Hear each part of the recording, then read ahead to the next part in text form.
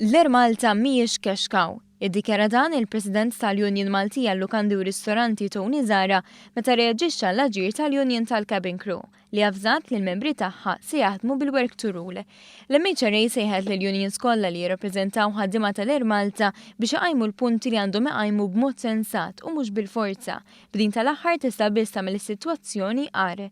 Il-President tal-MHRA wissa li azzjonijiet industrijali bħal dawn jistgħu jagħmlu dannu kbir lill-ekonomija ġenerali u jimminaw l-industrija tat-turiżmu u eventwalment l-għajxin ta' eluf ta' nies li jaħdmu fis-settur. Iż-Zara qal li l-impjegati jridu jifhmu l-irwolijiet u r-responsabiltajiet tagħhom u l-livell ta' produttività jrid ikompli jkun sostnut fil-mudell il-ġdid ta' Air Malta sostenibbli. Il-President tal-MHRA Tony Zara qal li l-Air Malta mhijiex pis nazzjonali iżda qass importanti u għandha tkun meqjusa b'dan il-mod. Dan ukollu żied li t-tmexxija tal-Air Malta għandha tkompli tiddialoga mal-partijiet kollha involuti, inkluż mal-ħaddiema tal-unions. Il-Gvern għandu jkompli jfittex l-aħjar soluzzjonijiet għall-Air Malta flimkien ma' msieħba strateġiċi.